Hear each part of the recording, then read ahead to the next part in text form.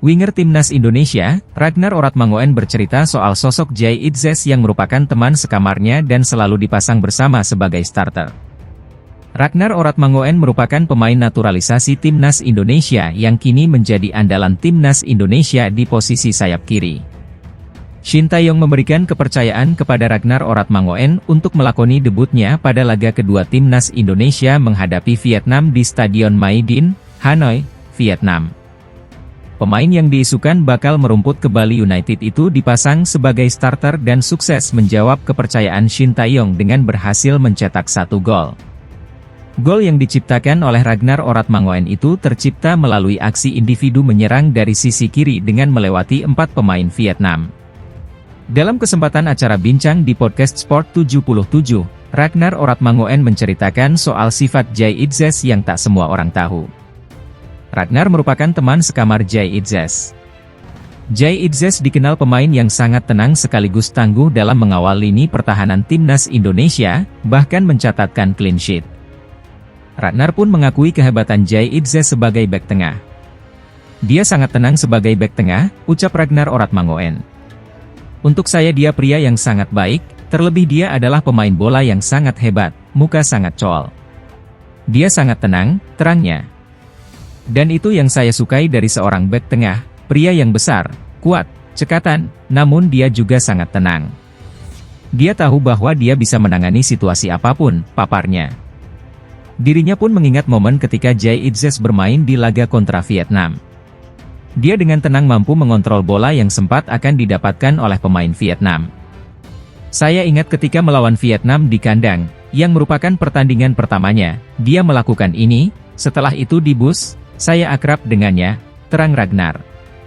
Ketika berada di bus, Jay Itzes sempat menyinggung aksinya melakukan clean sheet. Di bus dia mendatangi saya, dan bilang, "Hei, kamu lihat nggak tadi?" Ucapnya menirukan ucapan dari Jay Itzes.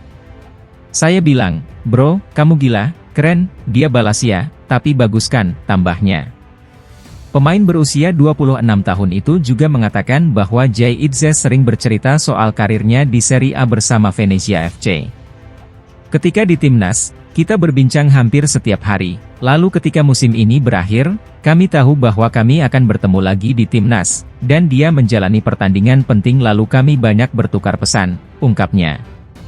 Lalu ketika saya di Jakarta, dia harus bertanding laga final untuk playoff. Saya banyak bertukar pesan dengannya, juga pada hari pertandingan final tersebut adalah hari ulang tahunnya, jadi saya mengobrol banyak dengannya tentang hal tersebut, saya merasa sangat senang untuknya, terangnya. Kemudian, Coach Riphan yang memandu podcast ikut bertanya soal sosok Jay Itzes di luar lapangan. Di luar lapangan, apakah dia masih secol itu? Tanya Coach Riphan. Tapi di luar lapangan, dia tidak setenang itu, di dalam kamar dia bisa menggila, dia bisa melakukan hal-hal gila, pungkasnya.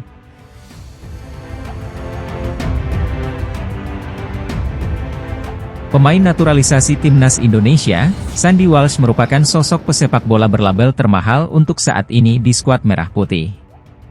Meski begitu, Sandy Walsh tidak memperlihatkan jika dirinya seorang pesepak bola mahal. Pemain dengan nama lengkap Sandy Henry Walsh ini tampak menggunakan jam tangan murah pada sebuah kesempatan. Postingan soal arloji yang dikenakan Sandy ini langsung menjadi viral di TikTok.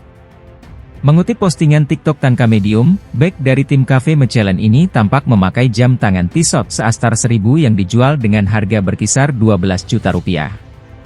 Berbeda dengan pemain Timnas Indonesia lainnya pada daftar ini, arloji yang dikenakan pria 29 tahun termasuk yang paling murah. Sebab, sejumlah pemain seperti Pratama Arhan sampai Elkan Bagot terciduk memakai jam tangan ratusan juta rupiah. Hanya dalam waktu singkat, postingan soal jam tangan murah yang digunakan Sandy Walsh langsung mendapat beragam komentar netizen. Tak sedikit warganet yang menyoroti kesederhanaan dari Sandy Walsh. Bukan cuma itu, netizen pun mengatakan bahwa ponsel milik Sandy pun masih menggunakan iPhone lama. Orangnya sederhana cuy, dia aja beberapa bulan yang lalu masih pakai iPhone seri lama. Baru upgrade akhir-akhir ini, komentar netizen. Lagi ngirit, punya rencana buat dagang seblak di Belgia, celetuk netizen.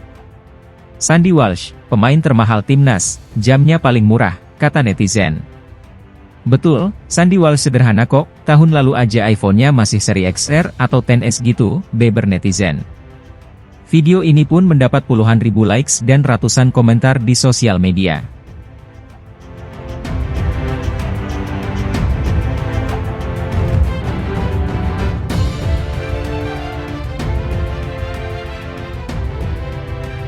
Ula Romeni belakang ini menjadi incaran klub. Calon pemain tim nasional Indonesia ini cukup meramaikan rumor bursa transfer. Performanya di lini serang, membuat Ula Romeni kabarnya juga sedang diupayakan untuk memperkuat timnas Indonesia. Sementara di level klub, penyerang ini diincar oleh mantan klub Ragnar Oratmangoen yang bersaing dengan 4 klub Eredivisie lainnya. Ula Romeni saat musim perdananya di Liga Belanda 2023 hingga 2024, bermain di 15 pertandingan, bersama FC Utrecht dan memiliki kontrak hingga 2026 mendatang.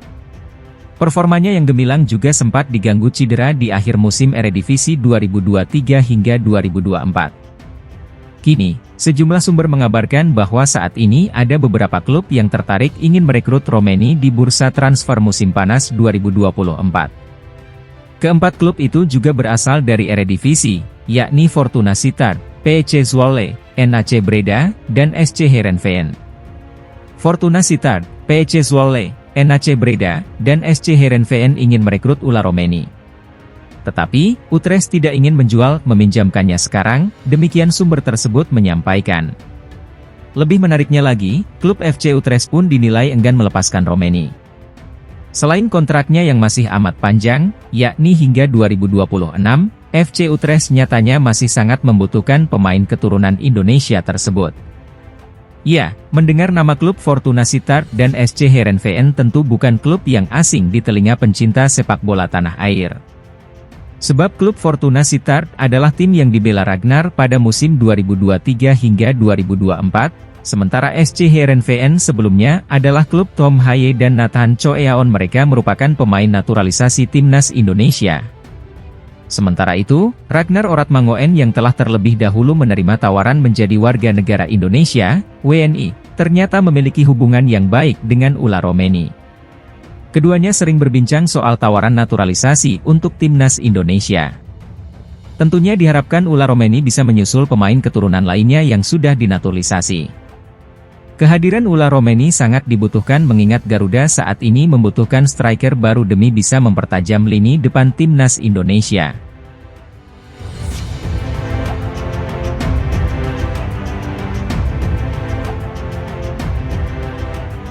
Keterbukaan pemain keturunan untuk memulai proses naturalisasi banyak berdatangan bagi timnas Indonesia. Setelah nama Martin Paes yang masih diproses oleh PSSI, terdapat penambahan lagi pemain kelahiran Belanda yang minat perkuat merah putih. Kali ini ketertarikan diungkapkan oleh posisi pemain striker, yang memang dirasa masih lemah dalam racikan pelatih Shin Tae-yong. Kabar baik tersebut diungkapkan oleh Mauro Zijlstra, pemain yang baru saja mengumumkan kepindahannya menuju tim senior Volendam FC. Sebelumnya, Mauro Zijlstra memperkuat Akademi NEC Nijmegen yang berkompetisi pada kasta utama level U21 Belanda. Pemain striker ini cukup gacor dengan mengoleksi 9 gol dan 1 assist dalam 19 pertandingan musim lalu. Berkat catatan tersebut, nama Mauro Zijlstra menduduki posisi runner-up top skor pada Liga U21 Belanda. Maka tak heran pemain keturunan dari Bandung tersebut dipinang oleh klub senior yang bermain di kasta kedua Liga Belanda, Keukenkampioen. Faktanya, catatan yang ditorehkan oleh Mauro Zijlstra terhitung lebih baik daripada striker milik timnas Indonesia Rafael Struijk. Struijk memang tercatat bermain untuk level senior ADO Den Haag di Keukenkampioen. Namun pemain 21 tahun ini juga kerap dipinjamkan ke level U21 yang berlaga secara linier dengan klub Mauro Zijlstra pada musim lalu.